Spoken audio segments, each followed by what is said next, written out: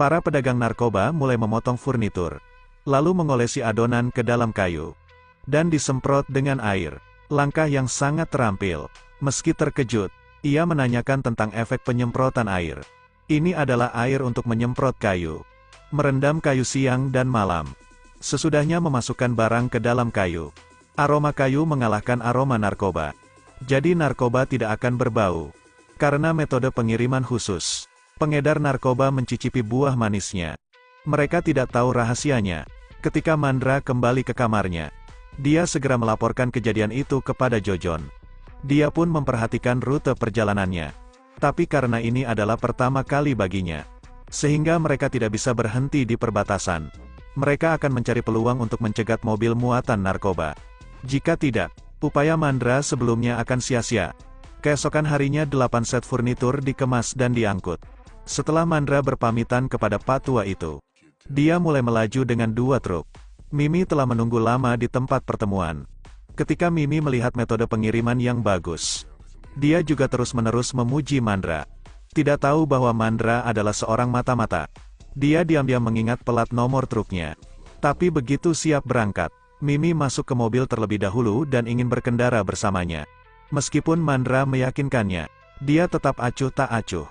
Saya merasa akan aman jika di dalam mobil bersamamu. Untuk menghindari timbulnya kecurigaan, Mandra hanya bisa bersabar.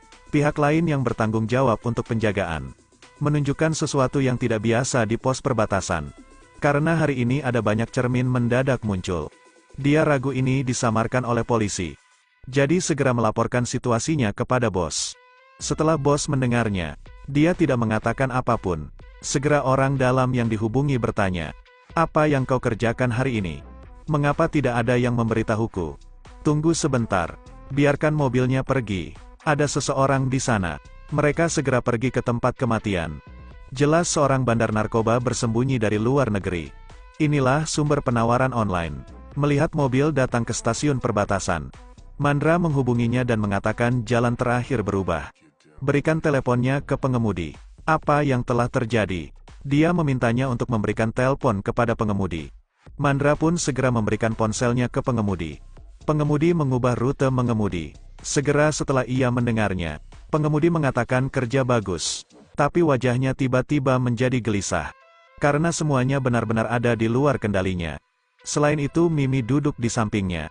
Dia tidak punya waktu untuk menghubungi Jojon. Selain itu ada seorang polisi yang melapor. Setelah mereka duduk di stasiun perbatasan dalam jangka waktu yang cukup panjang, tapi tidak ada mobil yang ditemukan. Mendengarkan itu, Jojon berpikir informasi yang diterimanya salah. Penyimpangan bukanlah hal yang mustahil. Setelah kejadian ini, konsekuensinya akan sangat besar. Kecuali ada yang membocorkan berita sebelumnya. Sekarang truknya juga pergi ke jalan lain. Tentara perbatasan meminta mereka untuk mematikan mesin dan turun dari mobil. Lalu meminta mereka mengeluarkan dokumen untuk dicocokkan. Mereka juga memintanya untuk membuka bagasi. Melihat itu Mimi sangat ketakutan. Takut semuanya akan terungkap. Namun setelah tentara penjaga perbatasan memeriksa beberapa saat, tentara membiarkan mereka pergi. Mimi sangat bahagia. Akhirnya pengiriman pertama berjalan sangat lancar. Namun Mandra tahu bahwa semuanya tidak sesederhana itu. Karena bos mengubah rute pengiriman, mereka berhasil menghindari pemeriksaan perbatasan. Sikap tentara yang asal-asalan juga membuat Mandra ragu. Pasti ada orang dalam di pos perbatasan. Setelah Mimi pergi, Mandra segera kembali untuk melaporkan hal tersebut, dan memberitahu mereka tentang mengubah rute. Tapi dia tidak menjawab secara langsung. Mengaku bahwa itu hanyalah tindakan pencegahan. Kemudian ia istirahat. Mandra tidak mempunyai pilihan selain mencari peluang. Di malam hari ia melaporkan situasi hari ini kepada Jojon. "Mengapa kau tidak pergi mengikuti jalan aslinya? Mereka sangat cepat mengubah rute. Tidak ada kesempatan untuk melapor kepadamu. Tetapi sangat aneh karena perjalanan mereka sangat lancar. Tentara perbatasan juga tidak memeriksa barang dengan hati-hati." Jojon mendengar maksud Mandra. Jojon bilang dia akan mengirim orang secara diam-diam untuk menyelidiki. Kemudian Jojon bertanya lagi tentang truk yang digunakan. Dia mendapatkan plat nomor truk. Jojon segera memanggil bawahannya untuk menangkapnya. "Sebelum barang masuk ke pasar, kita harus berhasil menangkapnya. Ingatlah untuk merahasiakannya." Dipahami. Kemudian petugas polisi khusus berdasarkan nomor plat kendaraan memblokir truk penyelundupan. Setelah polisi khusus membuka pintu, bagian dalamnya sudah kosong. Dia melaporkan bahwa truk itu bermuatan kosong. Barang-barang itu tidak ada di dalam mobil. Ternyata Mimi memainkan sebuah trik untuk melarikan diri. Setelah truk memasuki kota, dia segera mencari kesempatan untuk membawa barang-barang.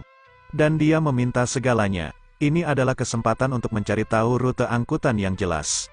Kemudian secara langsung mencoba menyelidiki sendirian. Tapi itu tidak mudah. Begitu dia bersiap untuk melanjutkan kerjasama dalam waktu yang lama. Mereka tidak tahu bahwa kumpulan senjata impor ini, itu memberinya banyak masalah. Apa kiriman terakhir yang Anda bawa? Hanya satu barang-barang penting. Jangan merugikan diri sendiri. Jujurlah kepada saya. Cerita pun berakhir. Terus ikuti Edelweiss Review untuk mendapatkan update cuplikan film terbaru.